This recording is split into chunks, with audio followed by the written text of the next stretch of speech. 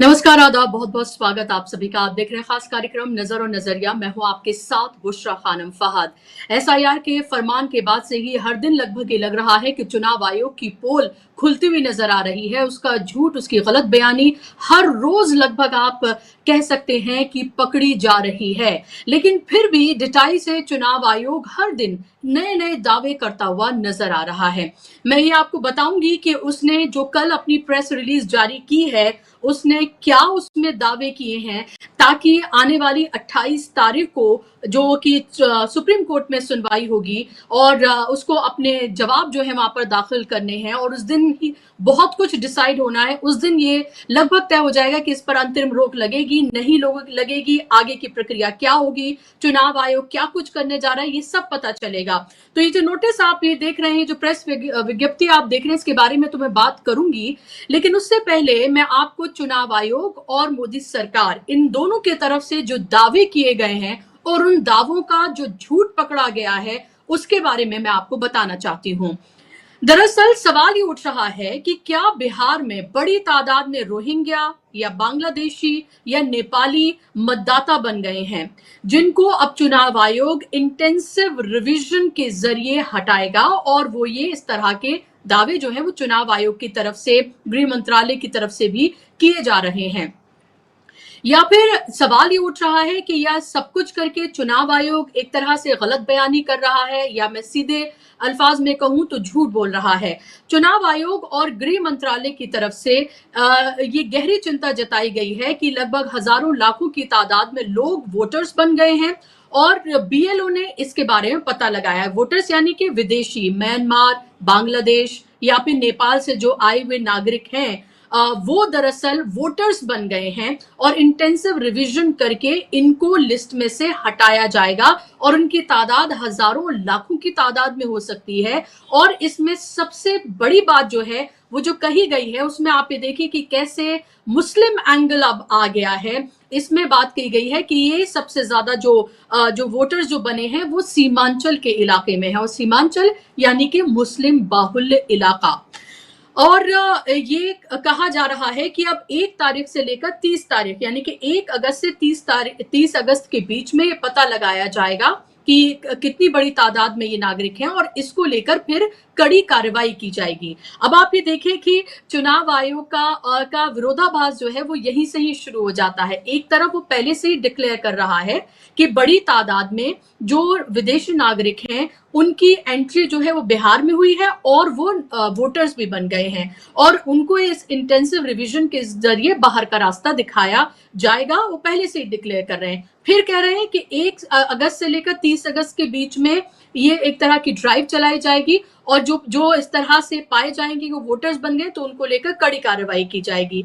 तो आप एक तरफ पहले से ही डिक्लेयर कर रहे हैं और दूसरी तरफ से कह रहे हैं कि जांच की जाएगी और कड़ी कार्रवाई की जाएगी। तो यहीं से आप ये देखिए कि विरोधाभास जो है वो शुरू हो जाता है। दूसरा जो झूठ है जो पकड़ा गया है, जो गलत बयानी है जो पकड़ी गई है, वो मैं आपके सामने रखने जा रही हूँ। इकोनॉमिक टाइम्स की एक रिपोर्ट है जिसमें ये बताया गया है कि संसद में 2019 में जुलाई में एक सवाल ये पूछा गया था कि आखिर कितने जो विदेशी नागरिक हैं वो अब वोटर लिस्ट में शामिल हो गए हैं, यानी कि जो बांग्लादेश, म्यांमार, नेपाल या दूसरे बॉर्डर्स को क्रॉस करके इलीगली भारत में आते हैं, ऐसे कितने लोग हैं जो अब भारत के वोटर ने जवाब दिया। और कानून मंत्रालय ने कहा कि चुनाव आयोग ने उन्हें यह बताया है कि 2016-2018 के बीच में ऐसा कोई भी यानी कि एक भी नागरिक जो है वो ऐसा नहीं पाया गया है। 2016 से लेकर 2018 के बीच में एक भी नागरिक नहीं पाया गया है। 2018 में 3 नागरिक ये पाए गए हैं और इन 3 नागरिक जो हैं इनमें से एक भी बिहार में नहीं पाया गया है।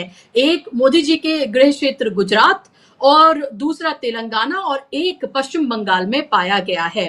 अब आप इससे समझ जाइए कि जो दावे अब किए जा रहे हैं अचानक से 2025 में कि हजारों लाखों की तादाद में ये लोग हो सकते हैं और ये लोग ज्यादातर सीमांचल के इलाके में हो सकते हैं, तो आप समझिए कि चुनाव आयोग क्या करने की कोशिश कर रहा है और किस तरह से एक भ्रम फैला रहा है, झूठ फैला रहा है। ये रिपोर्ट के अकॉर्डिंग ये कहा जा सकता है, क्योंकि संसद में इस सवाल के जवाब में ये बात जो है वो कही गई है।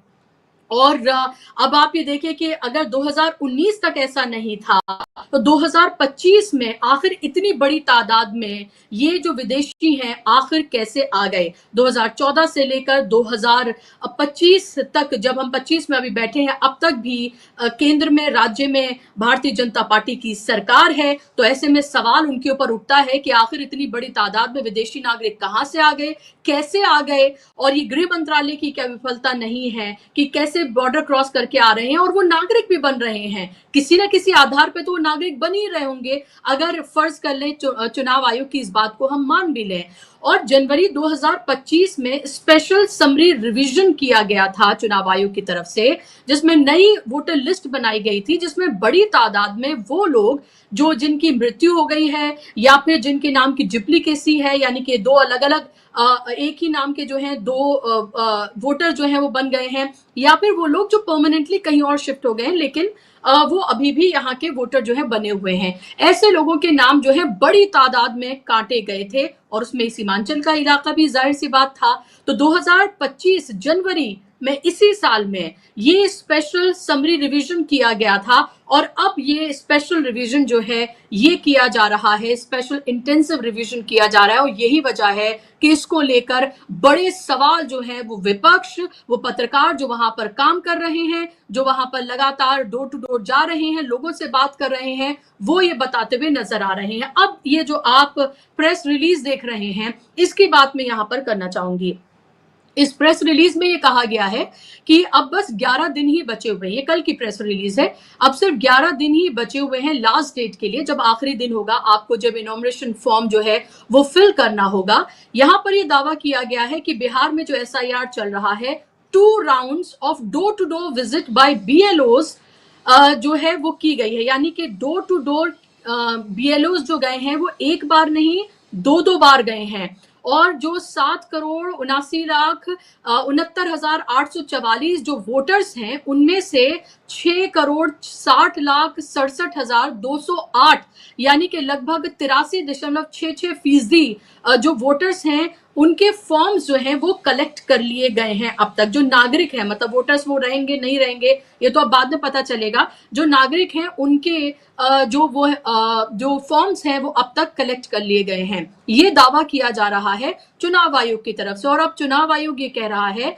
कि हम कोई भी स्टोन अनटर्न नहीं छोड़ना चाहते हैं, इसलिए हम इंश्योर कर रहे हैं कि तीसरी बार भी जाया जाएगा और तीसरी बार जाकर भी मेक श्योर किया जाएगा कि कोई भी जो मतदाता है वो अपने वोट के अधिकार से वंचित ना रह जाए। और वो ये दिखाने की कोशिश कर रहे हैं इससे कि आप देखिए कि कितना सीरियस होकर चुनाव आयोग ये काम करता हुआ नजर आ रहा है। और दूसरी आप ये देखिए जो तस्वीरें जमीन से आ रही हैं उसमें ये साफ तौर पर बताया जा रहा है कि ये फॉर्म्स जो है किस तरह से भरे जा रहे हैं, उनमें कैसे डॉक्यूमेंट्स नहीं हैं। ये कहा जा रहा है कि घर बैठे ही आप जो है वो फॉर्म जो है बीएलओ से कहा जा रहा है कि आपको डोर टू डोर जाने की जरूरत नहीं है, आप ऐसे ही फॉर्म्स जो हैं वो भर लीजिए। और बिना किसी डॉक्यूमेंट्स के जो है वो फॉर्म्स जो है वो भरे जा रहे हैं। और दूसरी तरफ ये चुनाव आयोग के दावे हैं। अब आप इससे समझ लीजिए कि बिहार में क्या कुछ किया जा रहा है और कैसे करोड़ों जो वोटर्स हैं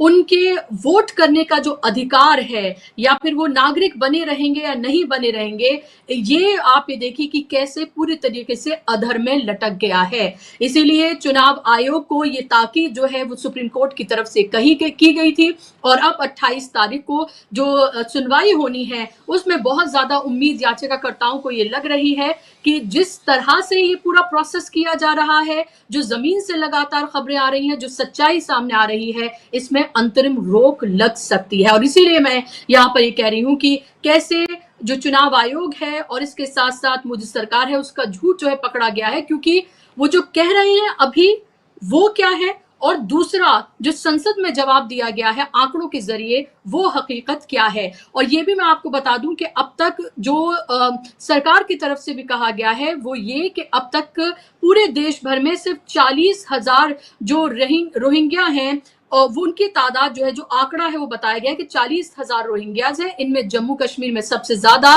फिर दिल्ली और हरियाणा, यानी कि दूर दूर तक आप ये देखें बिहार इसमें पिक्चर में भी नहीं है। और उस बिहार में किस तरह से स्पेशल इंटेंसिव रिवीजन किया जा रहा है, और पूरा मीडिया का एक धड़ा ये बताने की आपको कोशिश कर रहा है, इसमें कैसे मुस्लिम एंगल लाके वो ये बता रहा है कि सीमांचल में वोटर आईडी जो है, वो जो आधार है वो कैसे जितने लोग हैं उनसे कहीं ज्यादा है, और जो वोटर्स जो बड़े हैं, जो विदेशी आए हैं, वो वोटर्स जो बन गए हैं वो सबसे ज्यादा इस इलाके में, ये बताने की कोशिश की जा रही है। चलिए इसी पर हम बात करेंगे, इसी पर चर्चा करेंगे। मेरे साथ खास मेहमान जुड़ गए हैं, और मेहमान को आप स्क्रीन पर लेकर आइए ताकि चर्चा का हम आगाज करें। मेरे साथ अरुण अग्रवाल जी हैं, सुप्रीम कोर्ट के लॉयर हैं, एक्टिविस्ट हैं, और लगातार इन तमाम मामलों पर ना सिर्फ मुखरता से बोलते रहे हैं बल्कि अपनी बातों को तथ्य पर आधारित वो कहते भी रहे हैं। और मेरे साथ महमूद प्राचा साहब भी जुड़ गए हैं,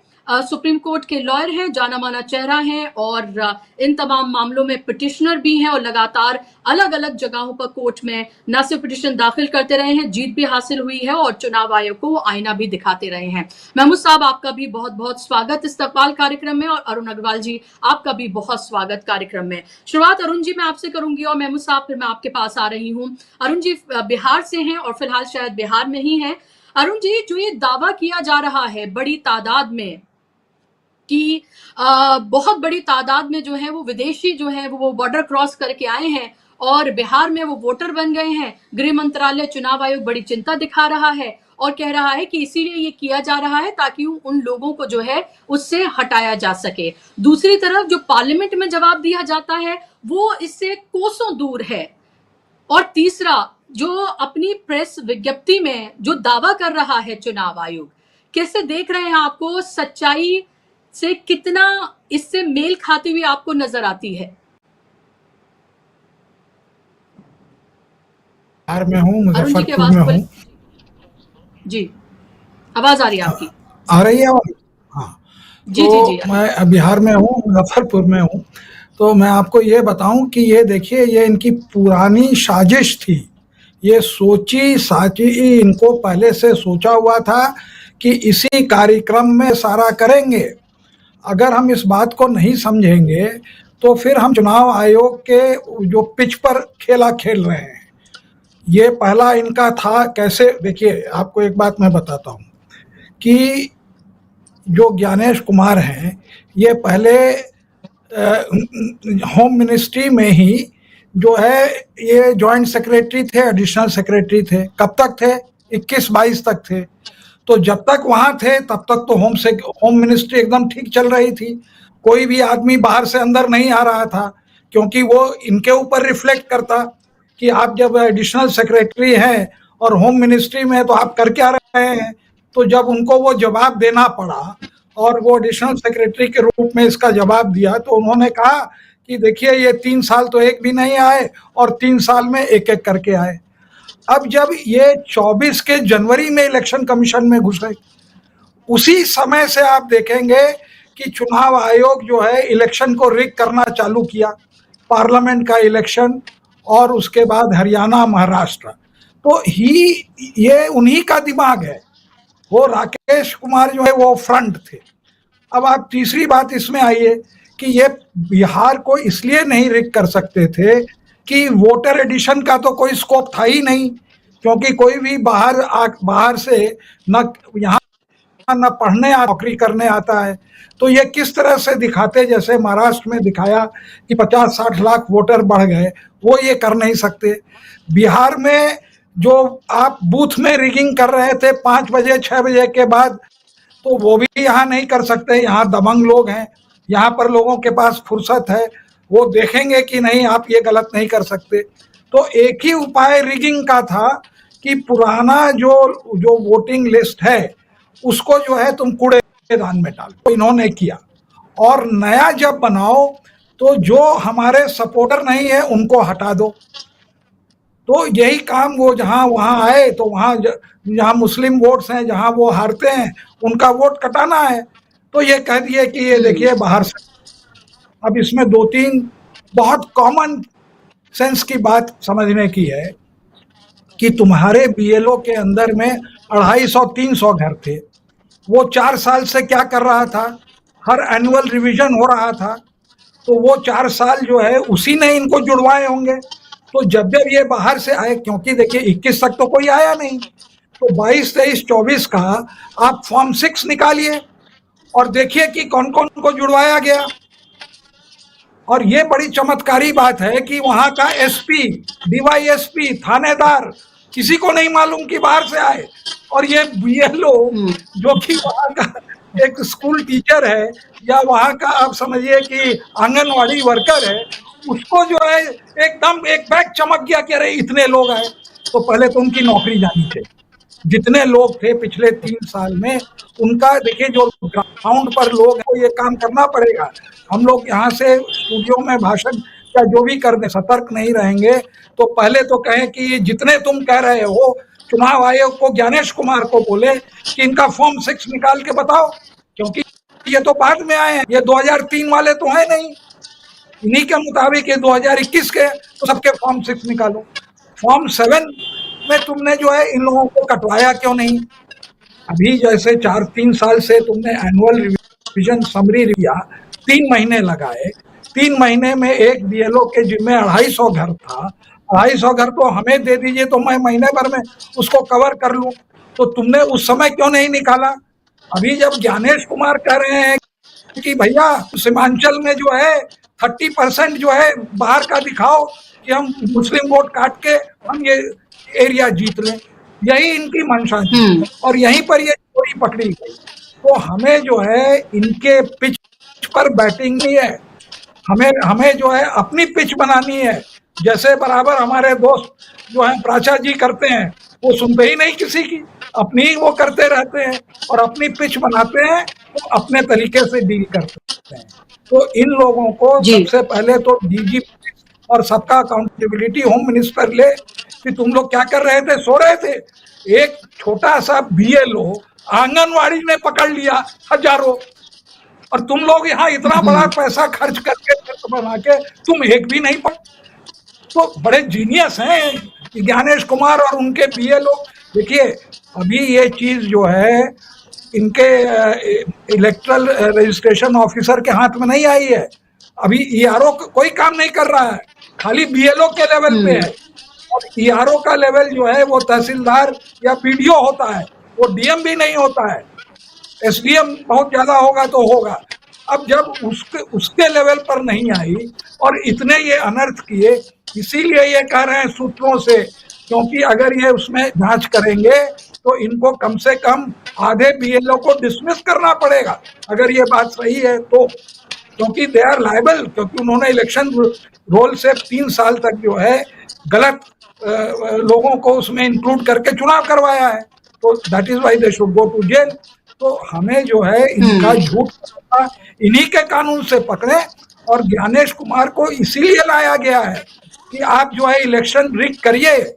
ये उपज जो है अब समझ में आती है। हम लोग बहुत इनके प्रीडिसेसर को बहुत कुछ बोलते थे, वो नहीं, यही है और इन्हीं से हमें अब लड़ना है। जी बिल्कुल, आप सही कह रहे हैं।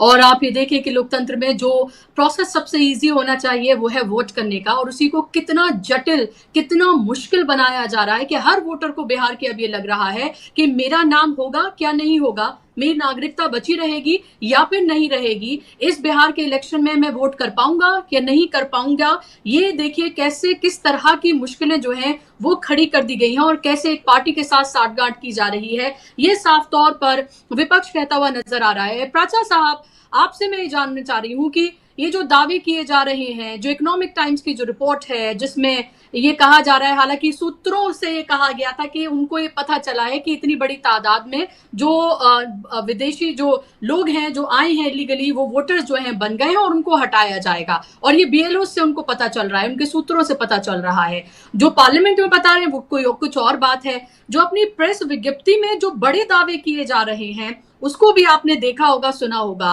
कैसे देख रहे हैं अब आप इस मामले को यहां से जाते हुए, और क्या उम्मीद आपको लग रही है?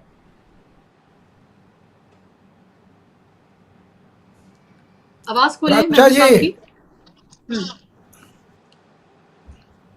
बहुत शुक्रिया मुझे जी। बुलाने के लिए, और ख़ास तौर पे अग्रवाल साहब के साथ बुलाने के लिए। अग्रवाल साहब को मैं बहुत इज्जत करता हूँ, बहादुर आदमी है और बहुत रिसर्च करके सही सटीक बात बोलते हैं। तो लेकिन मैं इनको एक क्लैरिफिकेशन देना चाहता हूँ। मैं, ऐसा नहीं है मैं किसी की नहीं सुनता, मैं सबकी बात ध्यान से सुनता हूँ, और ख़ास तौर पे जिनको मैं बेईमान मानता हूँ उनकी बात मैं और भी ज़्यादा ध्यान से सुनता हूँ। तो चाहे वो ये ज्ञानेश कुमार जी हों, या इनसे पूर्व के जो चीफ इलेक्शन कमीशन थे और उनके जितने भी भ्रष्ट अधिकारी थे, मैं उनकी बात बहुत ज़्यादा ध्यान से सुनता हूँ, पूरी ताकत लगा के ध्यान से सुनता हूँ। और इतने ध्यान से सुनने के बाद मैं इस निष्कर्ष पे पहुंचा हूँ कि इनसे पहले ना राजीव कुमार जी, और इनके टाइम पे कम से कम इन दोनों की बातें तो मैंने बहुत ध्यान लगा के सुनी है, लेकिन इन्होंने आज तक भी एक भी बात सच नहीं बोली। इन लोगों के अंदर सच बोलने की क्षमता जो है मोदी जी और अमित शाह जी ने बिल्कुल समाप्त कर दी। सच ये बोल ही नहीं सकते। ये इन्होंने अपना जो पिछले इतने सालों से, हम 2-3 सालों से तो देख रहे हैं, ये इन्होंने साबित कर दिया। ये जो भी बोलेंगे वो सच नहीं होगा, उसका उल्टा कभी कभी सच जरूर हो सकता है, लेकिन ये जो भी बोलेंगे वो सच नहीं होगा। सबसे पहले मैं आपको ये बताना चाहता हूं कि बूथ लेवल ऑफिसर्स जो नाम ही है, बूथ लेवल ऑफिसर्स, बूथ कब बनता है? जब चुनाव आने लगते हैं। बूथ तो कई बार ये चुनाव आयोग का पूरी तरीके से डिस्क्रिप्शन होता है कि वो बूथ हर इलेक्शन में चेंज कर दें, जगह चेंज कर दें, उनके वोटर्स चेंज कर दें। तो बूथ लेवल ऑफिसर्स का बेसिकली बुनियादी जो काम होता है वो ये होता है कि चुनाव से पहले अपने बूथ के अंदर लोगों को वोट डालने के लिए एक तरीके से प्रोत्साहित करें, और उन तक जो उनकी बूथ की डिटेल्स है, जो उनकी वोटर लिस्ट की डिटेल्स है, वो पहुंचाएं, और उनको वोट डालने के लिए प्रोत्साहन देते हुए वोट डलवाएं, और बूथ पर उन्हें कोई परेशानी ना हो। ये काम बुनियादी तौर पे बूथ लेवल ऑफिसर का होता है। ये जो इलेक्टोरल रोल ऑफिसर्स जो हैं, उनका रोल होता है जो कंटिन्यूअसली चलता है, साल दर साल 365 दिन उनका काम होता है कि वोटर लिस्ट को इंप्रूव करते जाएं, मतलब वोटर लिस्ट को ऐड करते जाएं। कटवाने का काम ईआरओ का भी नहीं होता है, उसके लिए सेक्शन 22 है और कोई तरीका नहीं है। इनका काम होता है लोगों को ऐड करते जाना। कोई 18 साल, देखिए बुनियादी तौर पे बात यह है, राजीव जी ने, अम्बेडकर साहब ने 21 साल रखी थी वोट देने की एज, और 18 साल राजीव गांधी जी ने अपने टेन्योर में प्रधानमंत्री होते हुए की। तो जैसे ही कोई व्यक्ति किसी भी इलेक्टोरल रोल ऑफिसर के कार्य क्षेत्र में 18 साल का हो जाता है, उसका फर्ज है कि वो उसको वोटर लिस्ट में उसका नाम शामिल करे।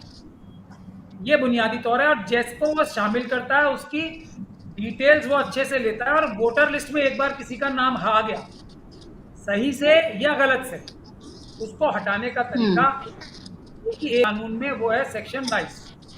सेक्शन 22 ये कहता है कि रजिस्टर्ड पोस्ट से आपको मैसेज देके, नोटिस देके बुलाया जाएगा, आपकी बात सुनी जाएगी, उस पर फैसला होगा, उसके बाद उस पर अपील होगी, और अपील के बाद आप वोटर लिस्ट में उसका नाम चेंज कर सकते हैं। ये है तरीका।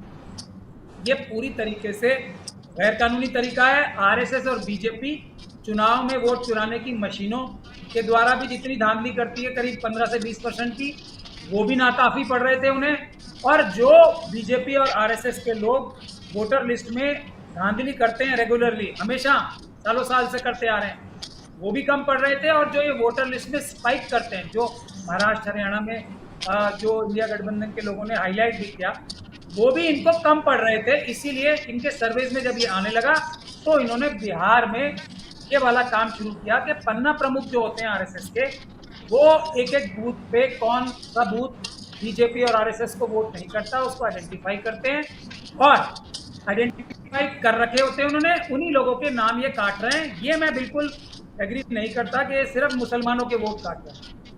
ये असम में भी ये मुसलमानों का हर चीज के लिए नाम लेते हैं। असम का एग्जाम्पल मैं आप सब लोगों को दूं, मैंने डिटेल में असम में भी काम किया। ये कार्रवाई डी वोटर के नाम से असम में हुई थी, जिसमें 1997 में 3 लाख से ज्यादा वोट काटे गए थे, ही लिख के सिर्फ। ये वही कार्रवाई हो रही है इन अनदर फॉर्म। ये सिटीजनशिप छीनने का काम हो रहा है, सिर्फ ये शुरुआत वोटर लिस्ट के जरिए हो रही है। तो ये क्या करेंगे, ये उन वोटर्स को वोट देने की क्षमता उनसे छीन लेंगे, नागरिकता छीन लेंगे जो बीजेपी को वोट नहीं देते। अब रोहिंग्या और बांग्लादेशी पे भी मैं असम का ही एग्जांपल देके बात को क्लिंच करना चाहता हूँ। 19,60,000 वोटर्स जो सॉरी सिटीजन्स थे एनआरसी में, उनका नाम नहीं आया था असम में, उसमें से 75% के करीब नॉन मुस्लिम्स, यानी कि ऐसे लोग थे जो मुस्लिम नहीं थे, तो 25% थे। तो 75% और मुस्लिम्स के पास फिर भी डॉक्यूमेंट्स थे, उनकी सबकी नागरिकता फिर भी बच गई बाद में। ये 75% लोग जो schedule caste, OBC, schedule tribe के लोग थे, उनकी नागरिकता गई, आज तक नहीं आ पाई। वो 75 में से करीब 15 लाख के करीब वोटर्स जो थे, उनका आज तक एनआरसी में नाम नहीं चढ़ा। और इसीलिए सांप सूंघ गया है, सब आरएसएस और बीजेपी के लोगों को वहां की एनआरसी की बात ही नहीं करते। यही बिहार में होने जा रहा है, यही बंगाल में होने जा रहा है।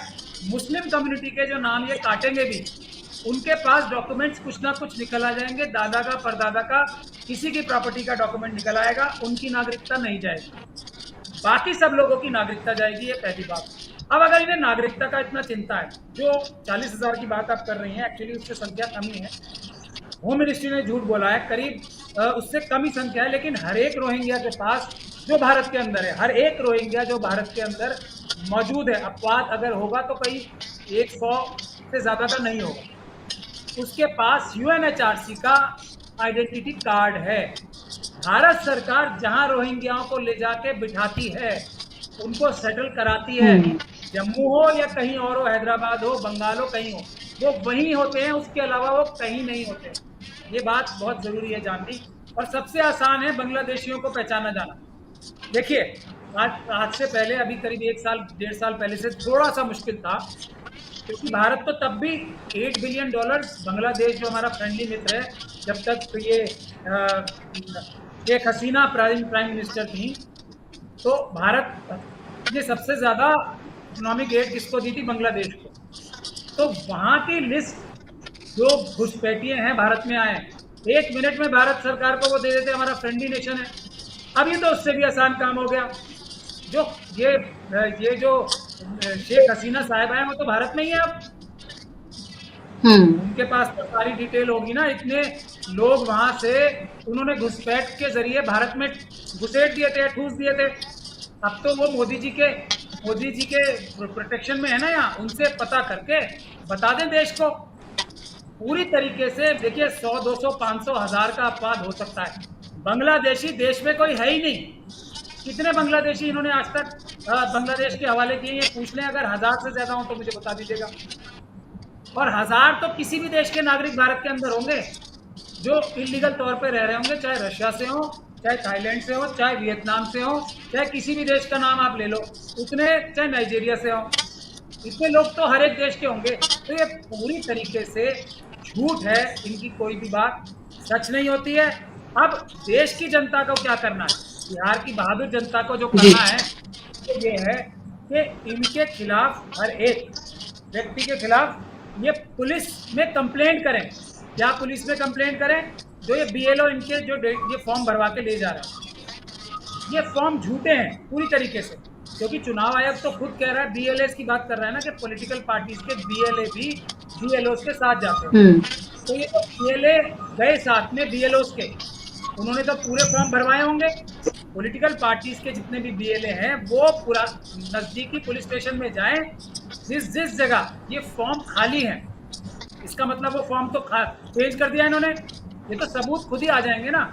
जो अजीत अंजुम जी के खिलाफ एफआईआर हुई है, बल्कि अजीत अंजुम जी को और दूसरे लोगों को चुनाव आयोग के खिलाफ एफआईआर करानी चाहिए कि ये फर्जीवाड़ा करके, और वो बड़ी संगीन धाराओं में एफआईआर होगी, ये फोर्जरी करके झूठे फॉर्म भर के बीएलओ जो है वो दिखा रहे हैं, जो अजीत अंजुम जी ने रंगे हाथों पकड़ लिए, क्योंकि बीएलएस तो साथ गए थे, उन्होंने तो पूरा फॉर्म भरवाया होगा। तो इनके खिलाफ वापस कानूनी कार्रवाई करने का कार्य करना चाहिए, और बिहार की बहादुर जनता को ये करना चाहिए। जहाँ तक सुप्रीम कोर्ट का केस है, मैं बाध्य हूँ इस बात के लिए कि मैं जनता को बताऊं, सुप्रीम कोर्ट का जो ये ऑर्डर है, इस इसमें साफ तौर पे ये लिखा है कि किसी भी पिटिशनर ने इंटरिम स्टे मांगा ही नहीं था। जब आप मांगोगे ही नहीं कोर्ट से तो आपको मिलेगा कैसे?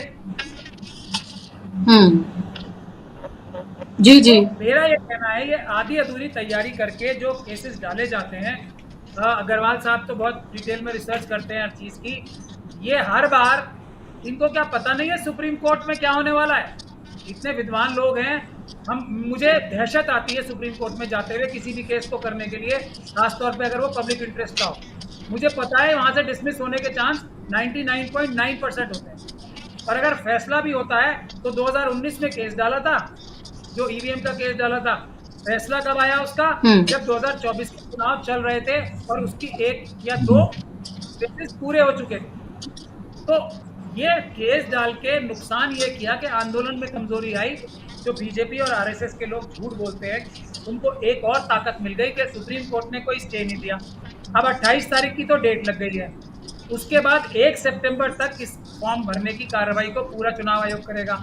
उसके तुरंत बाद इलेक्शन घोषित हो जाएगा। तब इलेक्शन घोषित होने के बाद तो कोई भी कोर्ट इंटरवीन करता ही नहीं है। इलेक्शन के बाद बीजेपी की सरकार बन जाएगी, उसके बाद आप जितना मर्जी प्रोटेस्ट करते रहिए। ये है इनका मोडस ऑपरेंडी। मुझे ये नहीं समझ में आता कि आंदोलन की जगह सुप्रीम कोर्ट जाने की आवश्यकता क्यों पड़ती है, और वो भी हाई कोर्ट छोड़ के सीधा सुप्रीम कोर्ट जाने की आवश्यकता क्यों पड़ती है। ये बुनियादी सवाल है। बिहार की जनता को चाहिए सड़कों पे आए, बीएलओ का बाइकआउट करें और उनको जेल भिजवाने के लिए एफआईआर करें ज्यादा से ज्यादा। मेरा तो यही कहना है, यही इस चीज का सोल्यूशन है। वरना धोखा करके बीजेपी बिहार का चुनाव भी जीत जाए।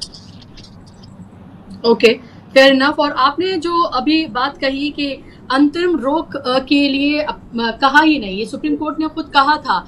प्रशांत भूषण जो है, उनसे जब मैंने इंटरव्यू किया और ये बात जब मैंने उनसे पूछी तो उन्होंने कहा कि 28 तारीख को इसलिए, क्योंकि अंतरिम रोक की बात इसलिए नहीं की क्योंकि 1 तारीख के बाद ही जो इलेक्टोरल ड्राफ्ट जो है जो पहला आएगा वो उस तारीख को आना है, तो उससे पहले डेट लग गई है 28 तारीख की, और इसीलिए तब शायद इसमें कुछ चेंजेस जो हैं वो किए जाएंगे, लेकिन इसलिए तब जो है वो मांग नहीं की गई। जी।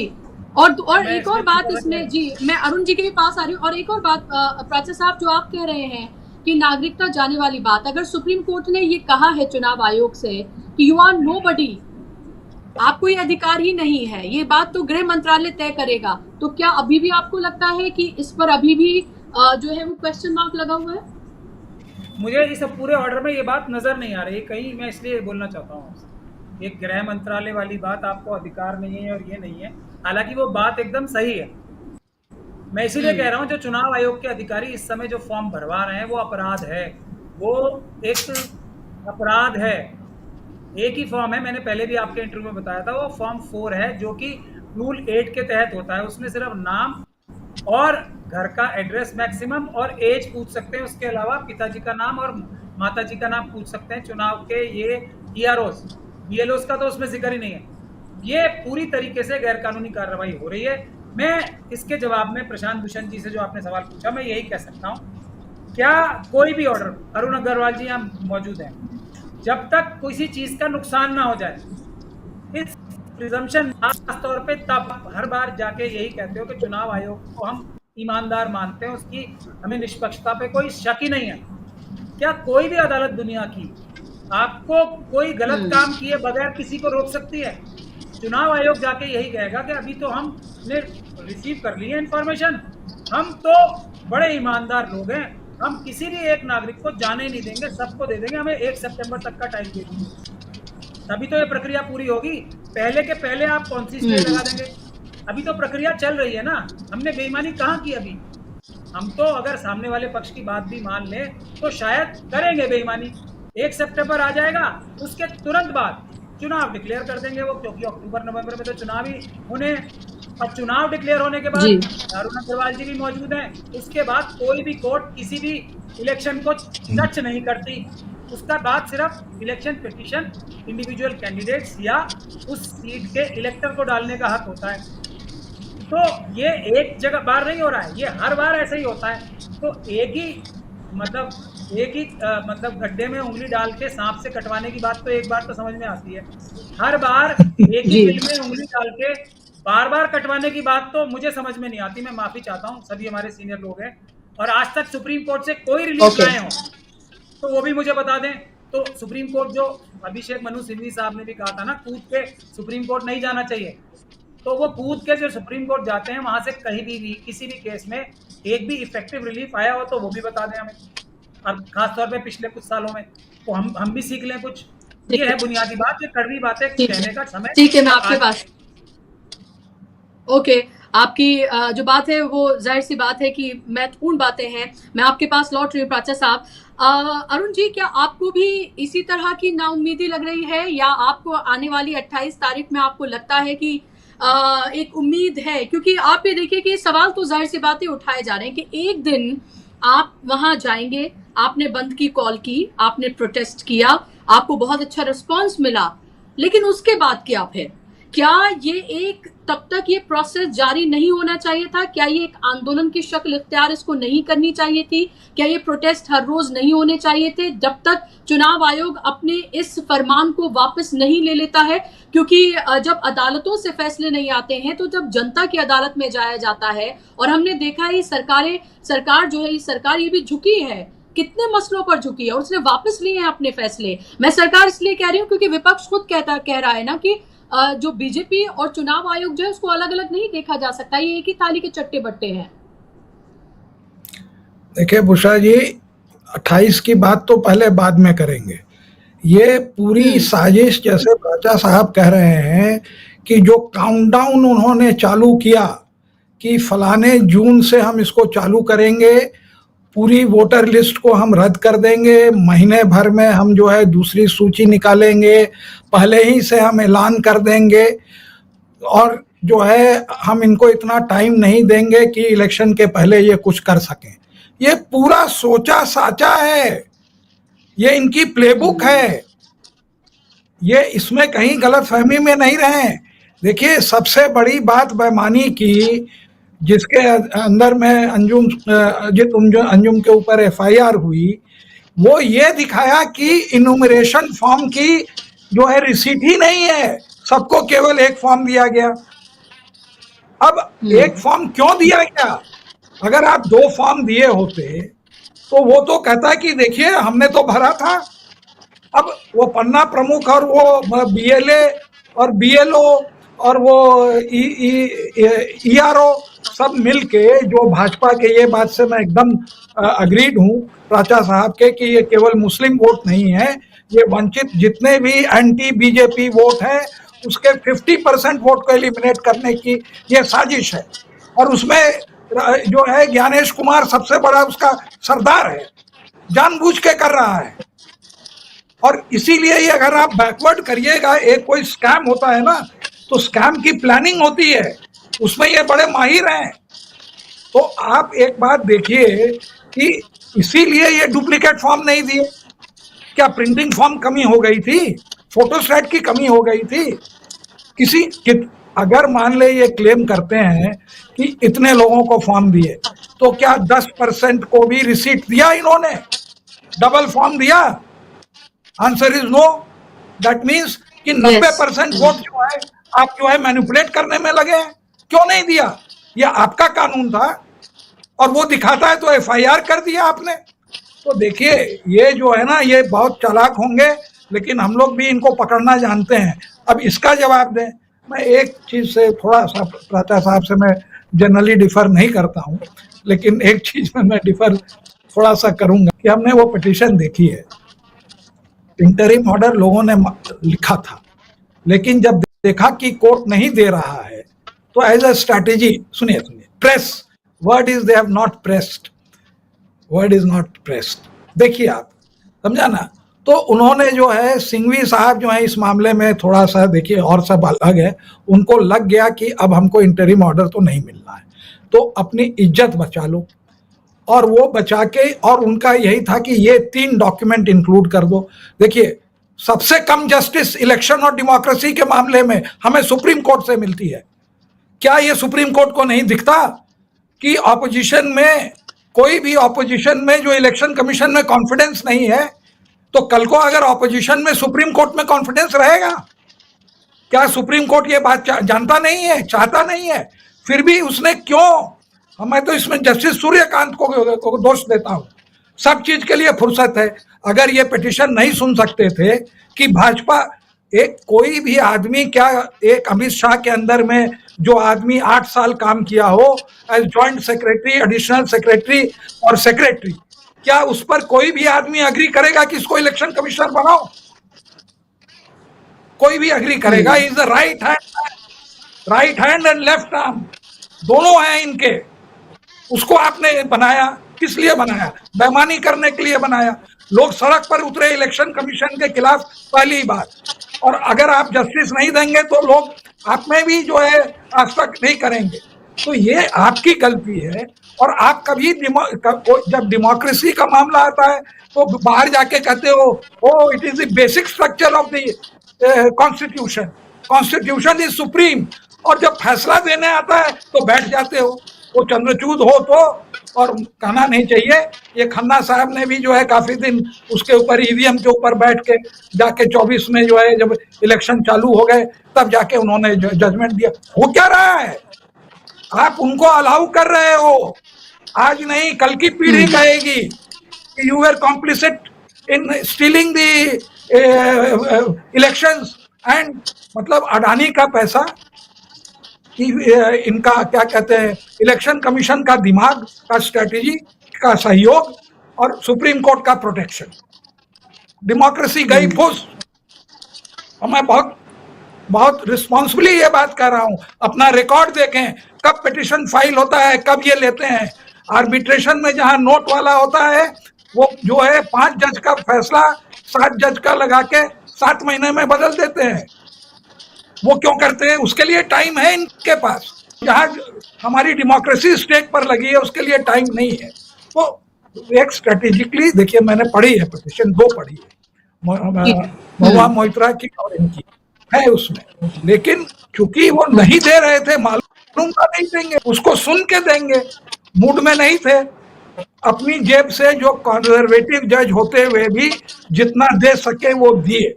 उस दिन 3 डॉक्यूमेंट तो सलाह दी, लेकिन ये तो थेथर लोग हैं। हमारे बिहार में एक वो है वर्ड थेथर, थेथर मीन्स इनकॉरिजिबल, है ना?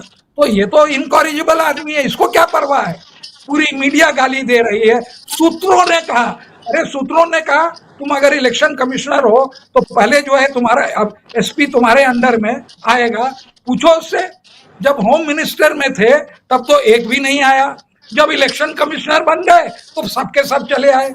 इज इट अ कोइंसिडेंस कि जब तुम होम सेक्रेटरी थे, एडिशनल सेक्रेटरी थे, तब तो कोई नहीं आ रहा था, और जैसे ही इलेक्शन कमीशन डिटेक्ट करने की बारी आई तो सब आ गए। और कौन डिटेक्ट कर रहा है? बीएलओ। तो तुम लोग सबको रिजाइन कर दो, बीएलओ चलाएगा।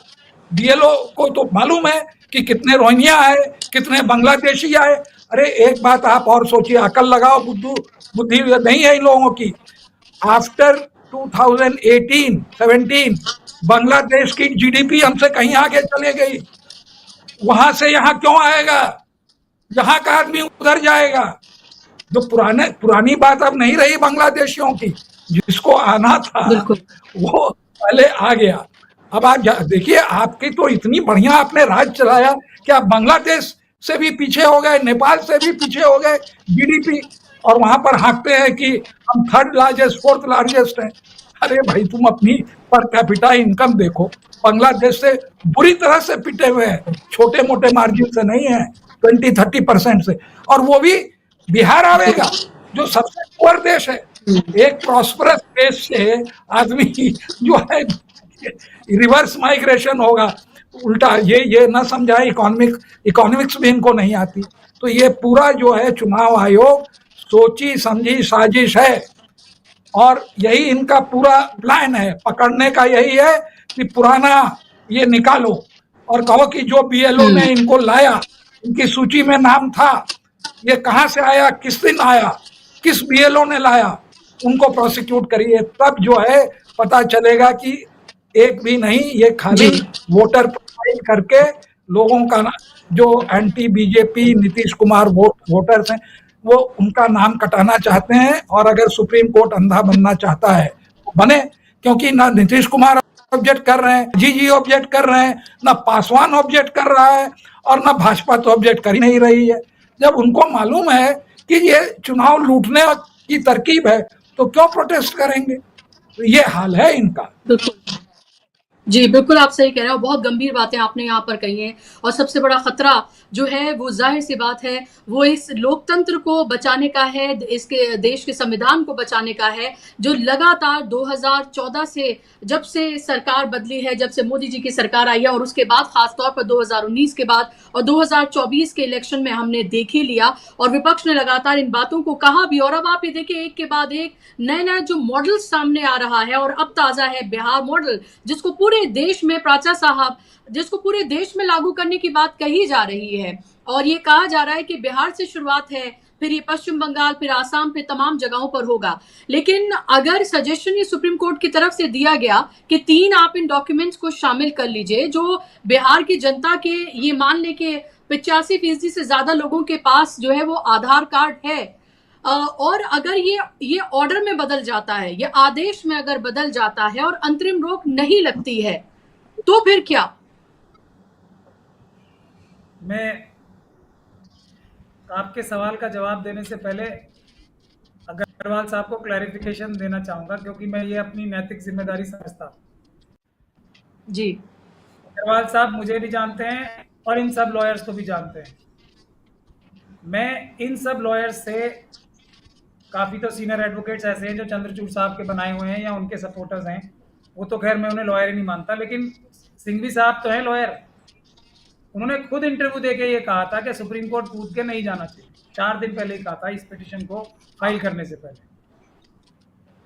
मैं कभी भी सुप्रीम कोर्ट, मेरी भी कम अपीयरेंस नहीं है वहां पे, मैं कभी भी किसी पब्लिक मैटर में जो पब्लिक ओरिएंटेड होता है, जिसमें लार्जर पब्लिक इंटरेस्ट होता है, सुप्रीम कोर्ट कभी भी नहीं जाता। क्यों?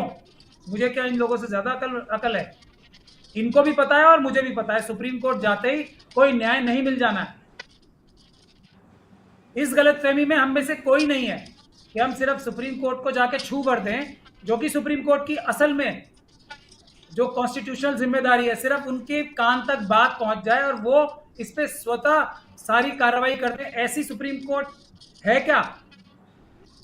अगर नहीं है, और इससे दूसरी है, तो एक तरफ तो वो लोग हो सकते हैं जो हमारे जैसे लोग हैं जो कि कम समझदार तो हैं लेकिन बेवकूफ़ नहीं है, और दूसरी तरफ वो लोग हैं जो कि ज़्यादा समझदार हैं लेकिन बहुत भोले हैं। बेवकूफ़ का शब्द नहीं प्रयोग करूंगा।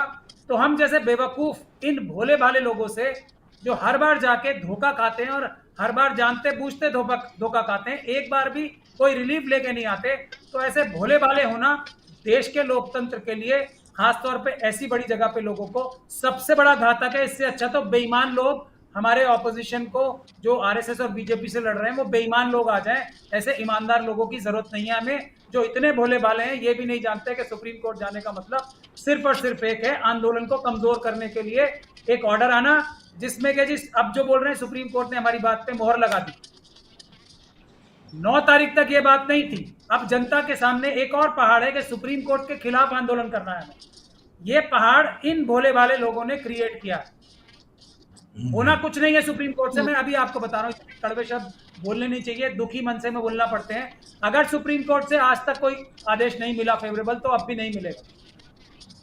नुकसान जरूर होगा, तो नुकसान करने के लिए नहीं जाना चाहिए। अगर जाना भी था तो पहले बिहार हाईकोर्ट जाते। अगर वो भी कोई बहुत बड़ी तूफान आ गया था, ऐसा कोई तूफान आया नहीं था, छोटी सी बात थी, आंदोलन होता, ये विड्रॉ हो जाते। अब डेविल लाइज, अब मैं आपके सवाल का जवाब देता हूँ। Devil lies in the details. चुनाव आयोग के पास, मैंने शुरू में भी कहा, क्षमता ही नहीं है सच बोलने की और कभी भी सच बोलने की।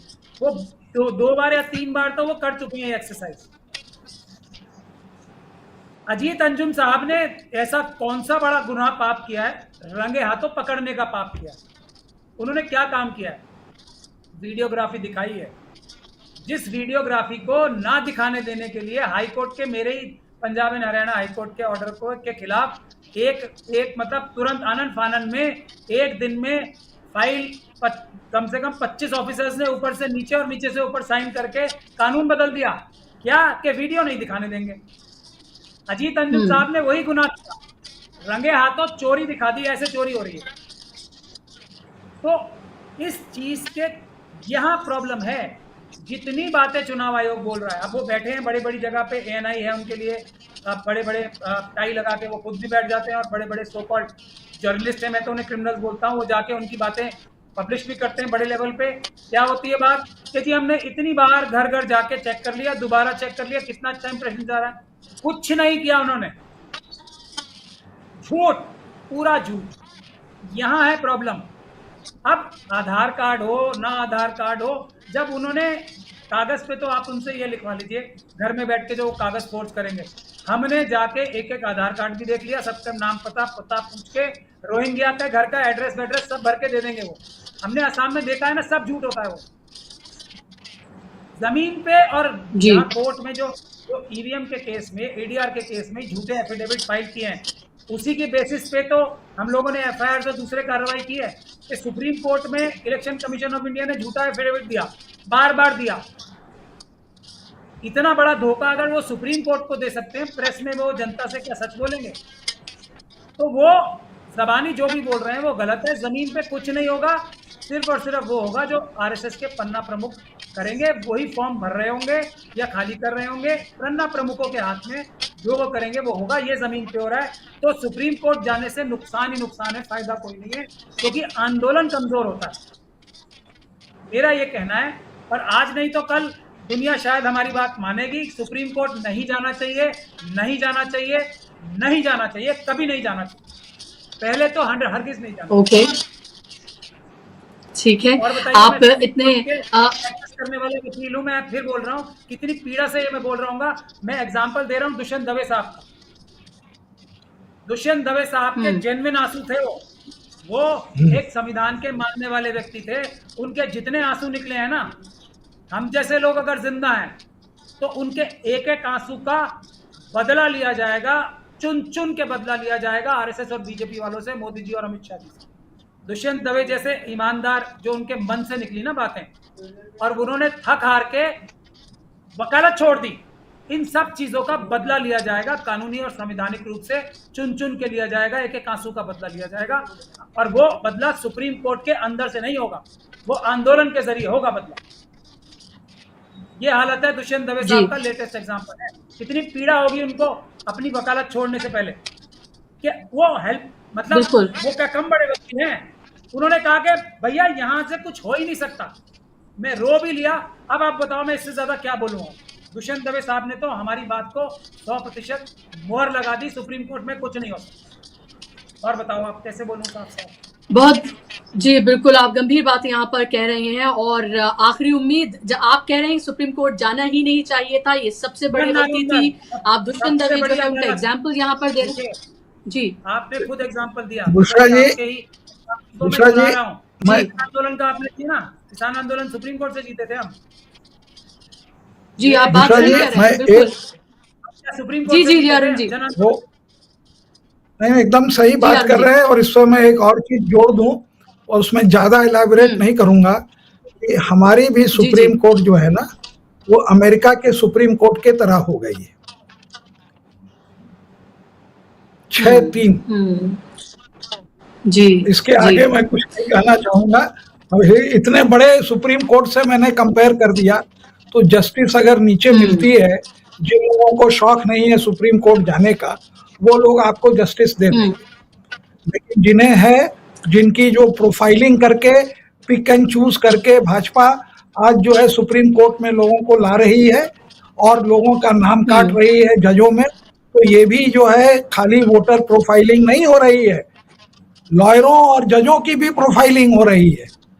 और यही कारण है कि जो आप और हम जो ये कह रहे हैं, और उससे मैं बहुत हद तक सहमत हूं। जैसे अमेरिका में अभी आप देख रहे हैं कि जितने भी जजमेंट्स आ रहे हैं वो नीचे वाली अदालत से आ रहे हैं, और जब वो सुप्रीम कोर्ट में डालते हैं तो वो सारे जो हैं, बहुत सारे फैसले जो हैं वो पलट जा रहे हैं। तो हम लोगों को वाकई सोच समझ के जाना चाहिए। और ये भी निर्भर करता है, लोग आप कह दें कि जो है सब जज बराबर हैं, ऐसी बात नहीं है। ये किस जज के पास किसकी पिटीशन लगती है, इससे वो भी जो है एक क्लाइंट की प्रोफाइलिंग हो रही है, सभी की प्रोफाइलिंग हो रही है। उमर खालिद अब कितनी बार हम लोग कहेंगे, और ये हिम्मत कि सॉलिसिटर जनरल जाके वहां कह रहा है कि ये जब तक फैसला नहीं हो इनको जेल में रखिए, ये हिम्मत हो गई, फिर बचा क्या? बिल्कुल, आप बहुत गंभीर बातें कह रहे हैं अरुण जी और प्राचा जी जी सुप्रीम कोर्ट जी क्यों जाना है? हाई कोर्ट नहीं है, डिस्ट्रिक्ट कोर्ट नहीं है, सुप्रीम कोर्ट ही क्यों जाना है पहले? इसीलिए मैं बोल रहा हूँ हरगिज सुप्रीम कोर्ट पहली राउंड में तो हरगिज नहीं जाना चाहिए। मतलब बहुत ही एक तरह से चौंकाने वाली ये बात है, और मैं थोड़ा कह नहीं पा रही हूँ कि क्या इसमें यहाँ पर कहा जाए, बट जाहिर सी बात है दोनों सुप्रीम कोर्ट के लॉयर हैं मेरे राइट और लेफ्ट में, और दोनों ही जो है वो अगर इस बात को कह रहे हैं और इस पर जोर देके कह रहे हैं तो जाहिर सी बात है कि इसमें कितनी सच्चाई और कितनी मजबूती होगी, कितने तथ्य होंगे वो मुझे यहाँ कहने की जरूरत नहीं है। और अब जाहिर सी बात जिस तरह का फिलहाल अब ये मामला पूरा सुप्रीम कोर्ट में ही है और उम्मीद भी सुप्रीम कोर्ट से ही लगाई जा रही है, 21 तारीख को चुनाव आयोग क्या ड्राफ्ट देगा और 28 तारीख को क्या कुछ इस पर होगा वो देखना होगा, और सुप्रीम कोर्ट में ही देखना होगा, ये भी मैं यहाँ पर कहूंगी। और क्या इस बीच कोई आंदोलन होगा, उसके बाद होगा, ये भी देखना बेहद महत्वपूर्ण है, क्योंकि ये कहा जा रहा है कि राहुल गांधी ने अभी जो बिहार के नेताओं के साथ अपनी जो उन्होंने मुलाकात की उसमें उन्होंने ये कहा है कि इसको आंदोलन की शक्ल देनी होगी, सड़कों पर उतरना होगा, लोगों को जोड़ना होगा, और जहां जहां जरूरत है आला कमान की वहां आला कमान भी रहेगा। तो ये भी अब ये देखना है कि इसमें कितनी सच्चाई है और कितना जमीन पर देखने के लिए मिलता है। बहुत बहुत शुक्रिया आप दोनों ही मेहमानों का। जी शेर से खत्म करना जी मिर्जा गालिब साहब, तेरे वादे पे हम जिए, आपने कहा ना उम्मीद तो सुप्रीम कोर्ट से ही रखनी पड़ेगी। तेरे वादे पे हम जिए तो ये जान झूठ जाना कि खुशी से मर न जाते अगर एतबार हो। वाह वाह, इससे अच्छी एंडिंग नहीं हो सकती थी। बहुत शुक्रिया प्राचा साहब आपका, और अरुण जी आपका भी कार्यक्रम का हिस्सा बनने के लिए, समय देने के लिए बहुत बहुत धन्यवाद। शुक्रिया आप तमाम दर्शकों का भी।